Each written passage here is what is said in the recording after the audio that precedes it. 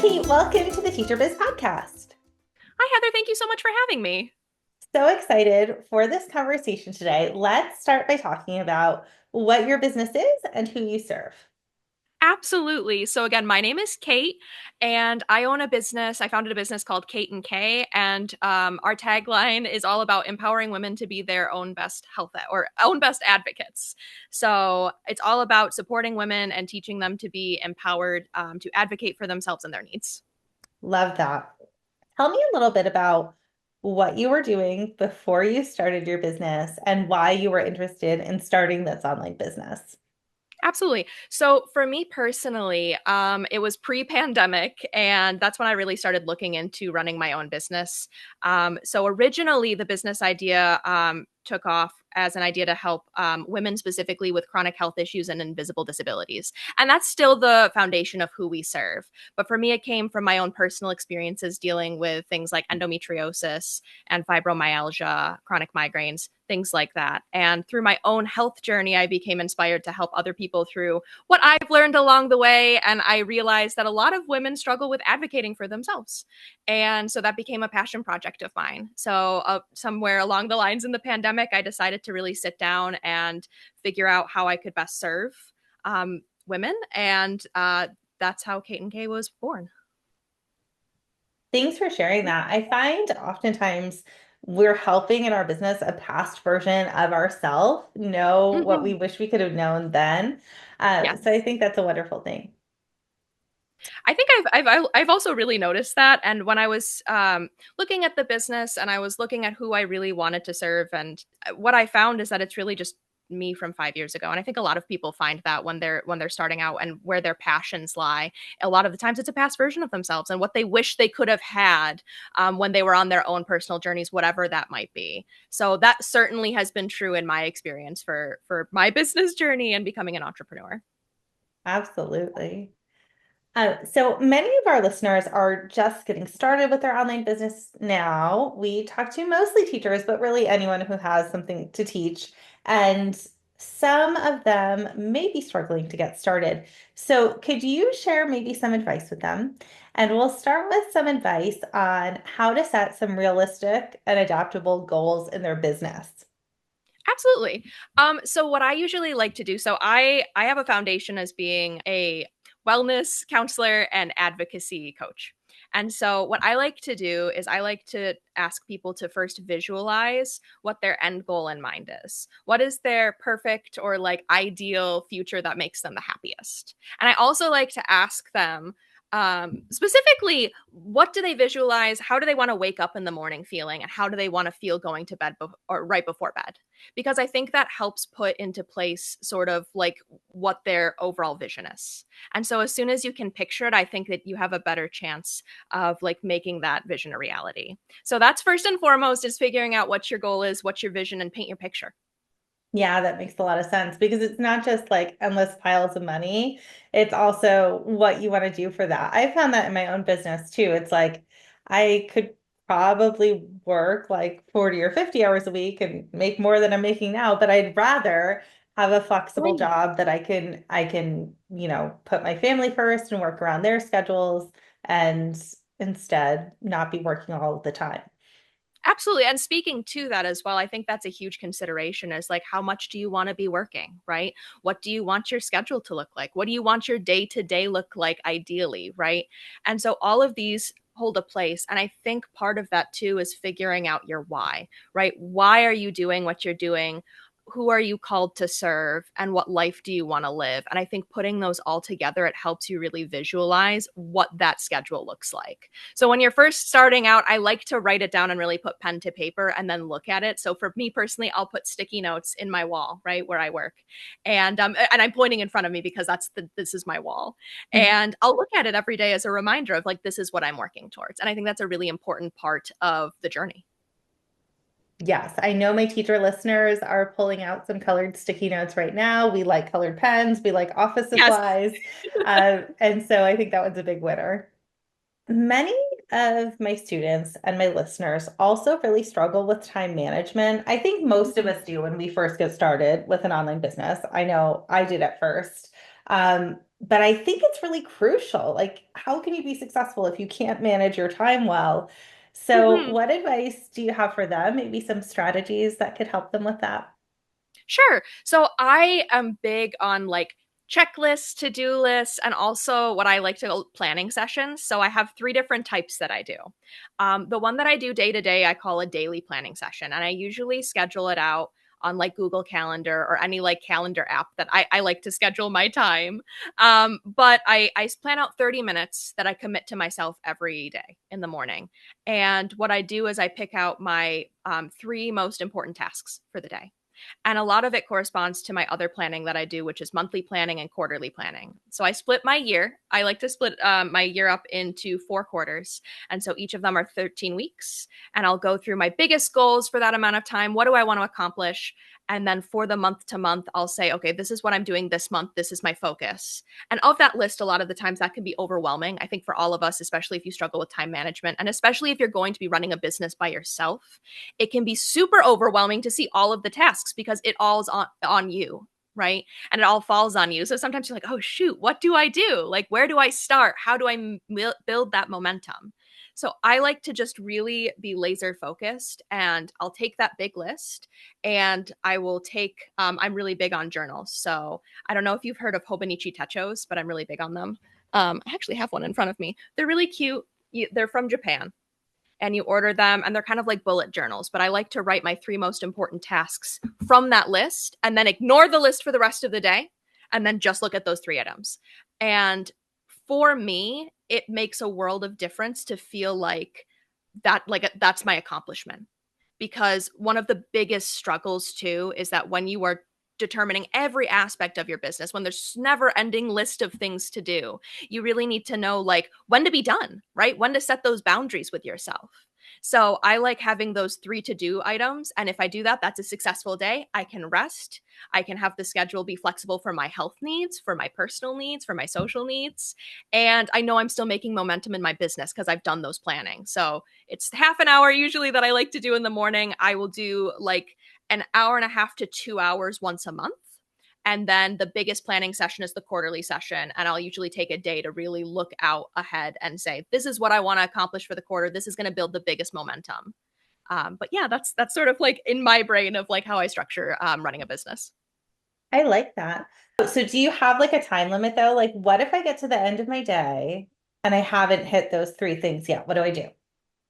So for me, I like to, so it's flexible what number it is. So I like to have a list of three, and you build on that though. So like when I first started and when I was first doing like starting my task list, I was feeling so overwhelmed of like, oh, even if you do like one thing or like 15 things, it just never felt like enough. So for me, it's a lot of just like positive self-talk, and in the morning giving yourself that half an hour pep talk of, if I accomplish any of these things today, it's a successful day. And you can really like pick and choose depending on like your energy needs or like what your needs are for your business on the day, because every day is going to be different. Some days we have appointments, some days we have like more strenuous tasks than others, and so it's really just saying, this is my one thing and I'm not going to stop until I do this one thing. Some days it's three things, but it's just feeling a sense of accomplishment and celebrating that achievement, even if it's just like, oh, this is a snack that I want, or oh, I'm going to go for this nice walk, or whatever that is for you, is just learning how to celebrate those accomplishments. I like that. And I liked how you said you're giving yourself a pep talk, you're having that positive self-talk. I think so often as entrepreneurs, we are tearing ourselves down. We are beating Absolutely. ourselves up for all of the things that we have not done yet. And we'll get to those things. Like, let's focus on one thing at a time. I love that. And I think that's also comes into the like, advocacy is my passion, right? Specifically women's advocacy. And what I find through all of my clients that I've worked with is that a lot of women just tear themselves down over and over again, and they have a lot of imposter syndrome. Almost every woman that's come to me as a client has faced like just imposter syndrome or like all of this self-doubt. And the first thing we do when we work on it is we go through an activity that I like to have them do, which is I say, take 60 seconds and tell me who you are. And it's hard at first. A lot of the women will say, well, I'm this, and but the best practice, especially if you're going to, run a business for yourself and you want to build that confidence and you want to stop tearing yourself down, is to take 60 seconds every single day. And it helps if you have a partner to do it, and speak aloud who you are and what you want to be. And sometimes it can be a script at first, and it's going to sound really unnatural and it's going to sound really clunky. But the more you do it, the more you believe it. And it takes a really long time and it's different for every person. But for me, I find that the confidence that it builds in you is just so worth it in the end. And you can just see it eventually. Like you can see the progress you make with that. That does sound really powerful. I can tell you, I think all of my students, I can't think of one that does not struggle with imposter syndrome. I think it's so common for us as women, but also like when we're starting our own business and positioning ourselves as the expert to help in this content area, like who am I to be teaching someone else how to do anything? And that does creep in. So that sounds like a powerful thing that my listeners should do. Listeners, listen to me, do that Yes. now. Um, or after you listen to this episode, come back and do that because we have to push through that imposter syndrome if we want to get anywhere. And I say for people who are just starting with that too, take a week, right? Promise yourself for a week, take 60 seconds once a day, get your spouse, get your partner, get a friend, call someone on the phone, get your mom, and just tell them, like, spend those 60 seconds. And at the end of the week, see how you feel. Because a lot of times what you find is that it becomes a lot more natural.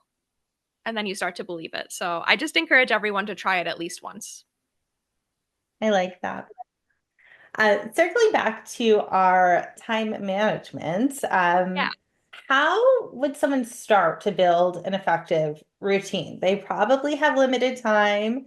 They probably have a busy life besides their business.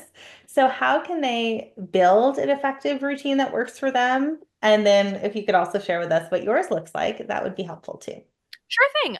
So again, the first step I already touched on a little bit, and it's knowing your vision, right? Knowing your end goal and what your schedule looks like, and like ideally, how many hours you want to work. And so for me, right, for me personally, the goal was always to build something sustainable because of my health issues. I knew I really wanted to serve where my passions are, which is helping women. But I also knew I needed to have a sustainable business model that worked with my health issues. So for me, it's not sustainable to work all the time, even if like that's my personality and that's my ideal. Like that's just not where I'm at in life, and that's okay. So I think it's coming to yourself where you meeting yourself where you are, being realistic, and setting those goals and expectations for yourself. So the first place is knowing your vision.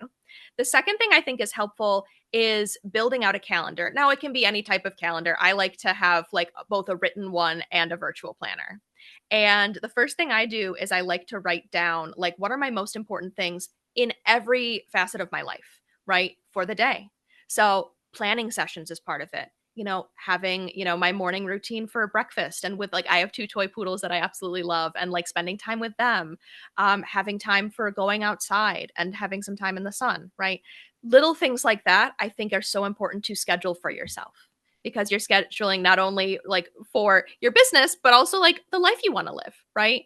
Whether it's reading or like activities, or like if you want to play music, putting those things in your schedule, I think can be really helpful just like to even try it.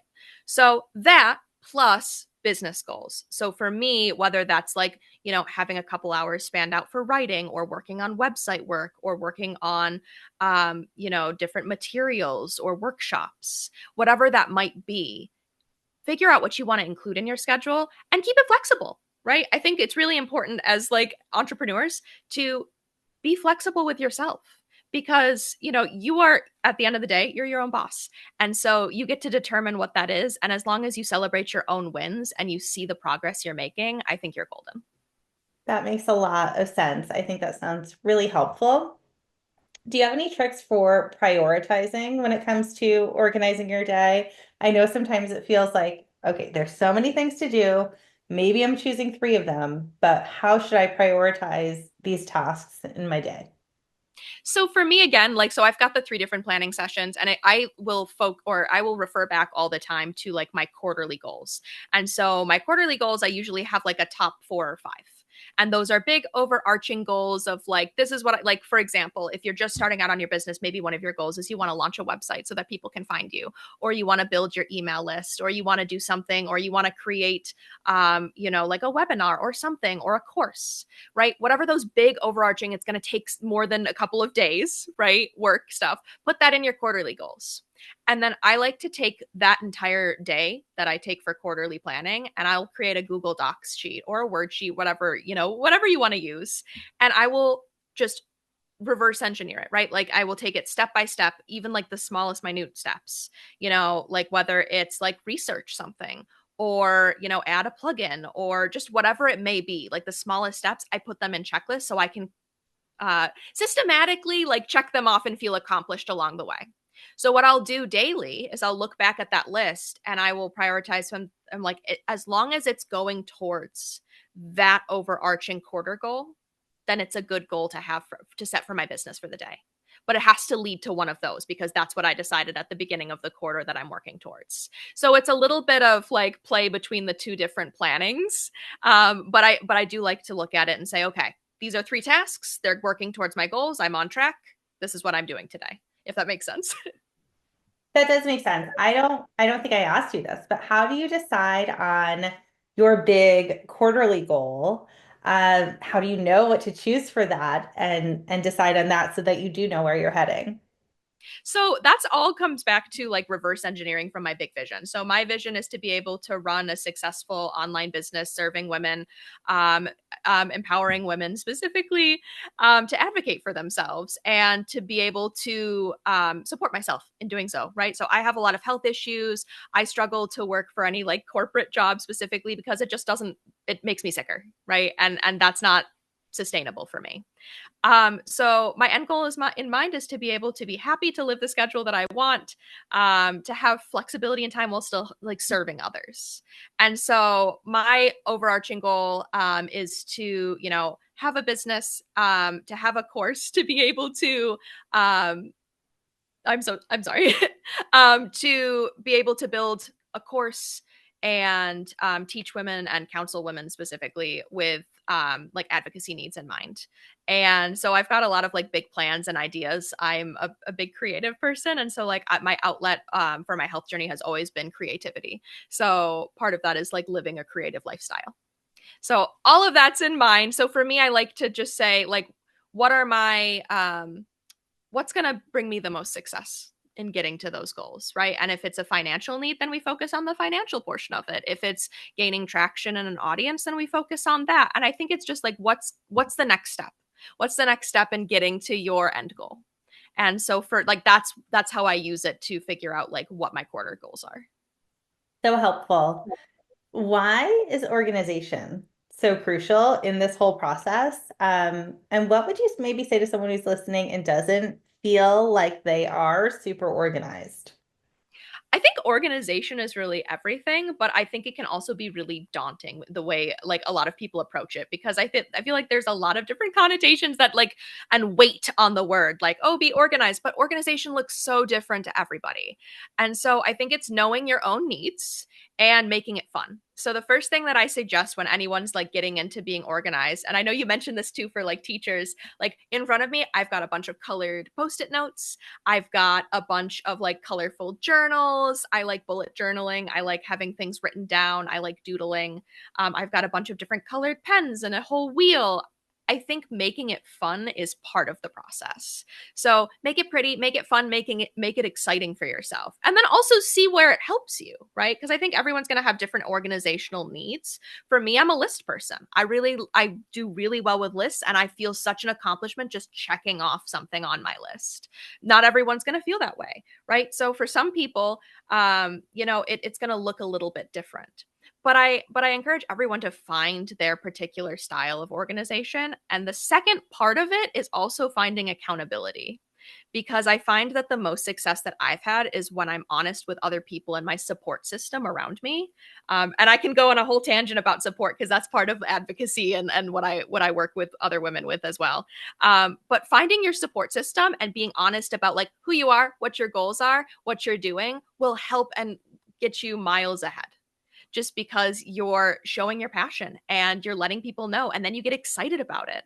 But first and foremost, find what makes you excited to talk to people about those things and stick with that. That sounds good.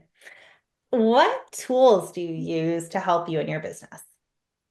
So I think I mentioned this before. So I'll use things like Google Calendar. I think I mentioned briefly, I really like the techos or like bullet journals, anything colorful. Let's see, what else do I use? Oh yeah, okay. So I said bullet journals, I said techos.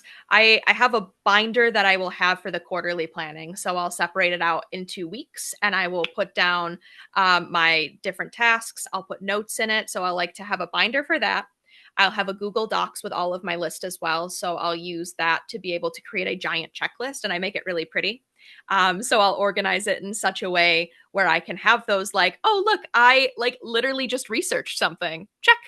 And it feels like a big accomplishment because you're seeing things in real time go through.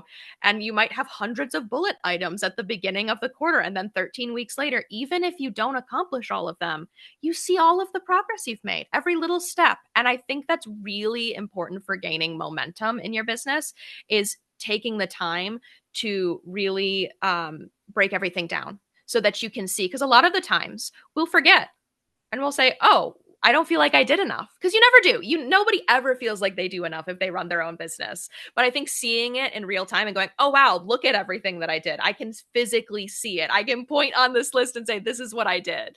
That and yeah, the accountability is the biggest thing. I think making sure you have accountability partners that you can call, and it can be family members, it can be friends, it can be somebody else, it can be for another teacher, right? It can be anybody in your life who's going to support you to the fullest and be there to listen and say, hey, so for me, I have a girlfriend that I like to call weekly, and we will talk about our goals in life.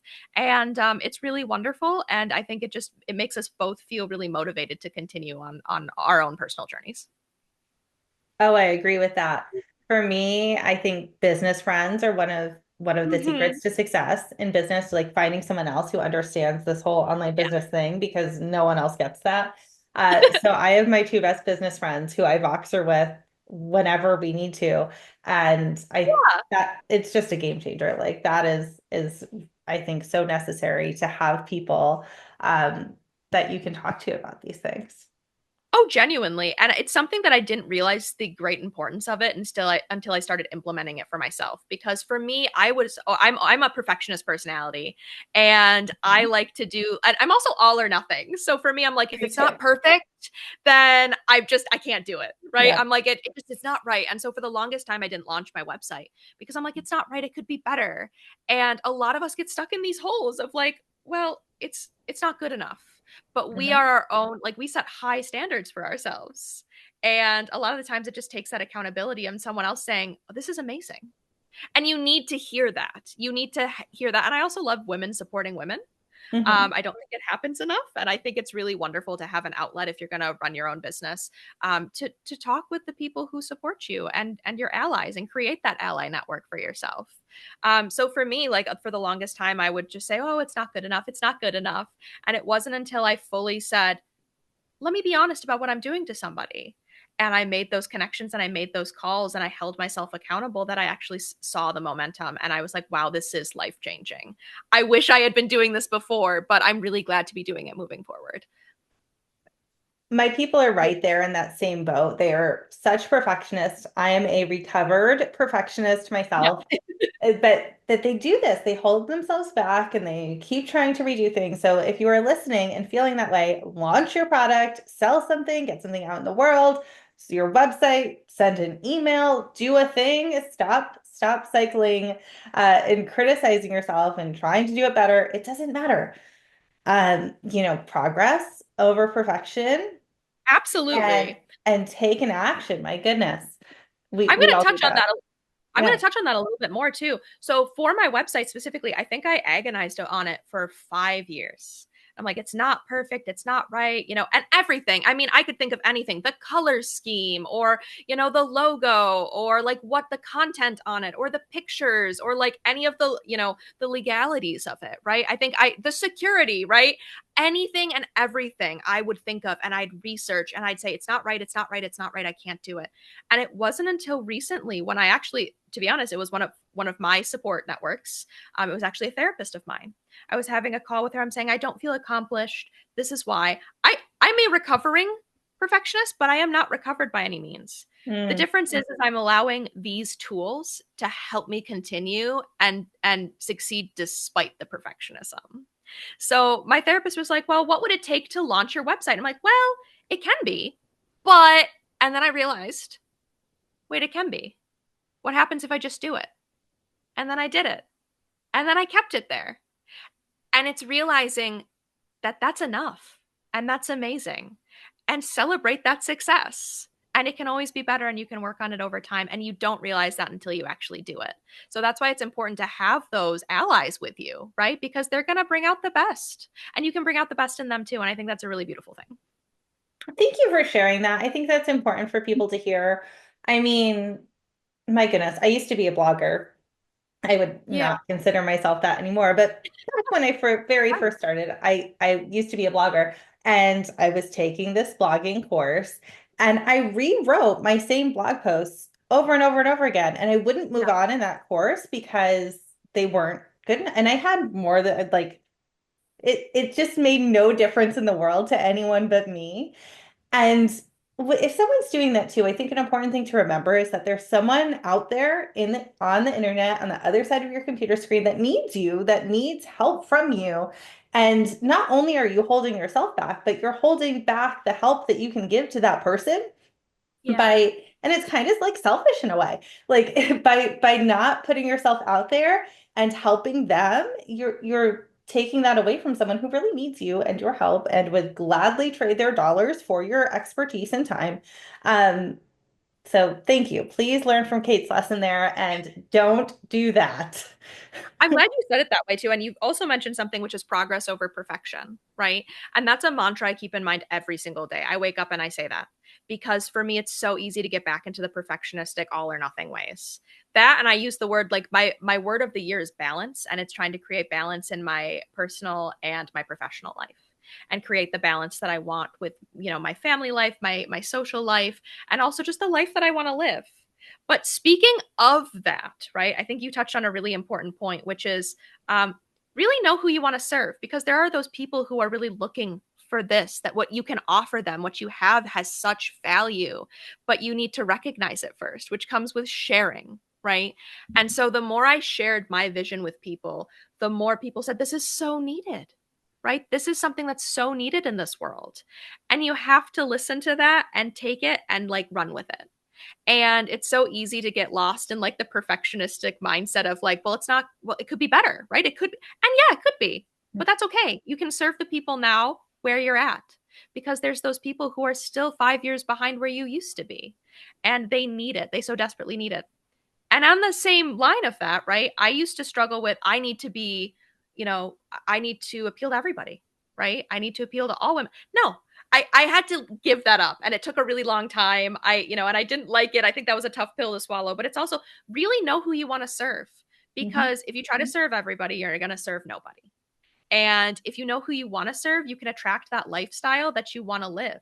So I know if people don't like me, that's okay. And the reason why is because the people who like me and who I can serve the best will find me. Yeah, So attract those people to you, and you're going to be a lot better for it. absolutely. So true. This conversation has been full of advice, but if there's any left, do you have any advice that you would give to a teacher who's just starting out in her online business? I think personally, a lot of it is what we've already covered. The importance of like accountability, the importance of organization. But the other thing I touched on, a little bit here and there, but like I really focus on with all of my clients, is just like that advocacy piece, right? Is figuring out like your support and what you need, and building that network to set yourself up for success. So, what I like to tell people to do is to find the people who value you and who make you feel the best in your life, whether that's socially or professionally. I think there's two facets for it. And my framework that I actually created for Cait and Kaye is called it's called the support circle framework. And it's all about how to create your ally network through social and professional support systems. And I encourage people to go through that exercise, because it's something that's really important. It's going to serve you long term with that accountability, with that organization, with running your business and how you want to live your life. Well, that sounds cool. And we can link that down in our show notes right below Absolutely. this podcast, too. Cait, tell us what you're working on right now and what you're excited about. Yeah, I'm really excited. I think I'm at a really exciting point in the business. I've actually been in the process of publishing a memoir. And so that should be coming out hopefully by the summertime. And so it's about my personal health journey and all about advocating for women specifically, and touching on my journey and what it looks like and how to just navigate some of these issues that we face as women specifically, right? And how to really become empowered through your own journeys. Well, that is awesome. Congratulations on Thank that. you. And where can our listeners find you online? Tell us, I'm Yeah, sure they're sure. going to be looking for you after this episode. Yep. So my business name is Cait and Kaye, and so you can find me at caitandkaye.com. And we also have an Instagram, and it's at Cait and Kaye, Cait, and then it's Kaye. And we also have an email if you ever want to email us. It's Kate@caitandkaye.com. Yay. Thank you so much for being here and sharing all of this wisdom with us. Thank you so much for having me. This has been a lot of fun.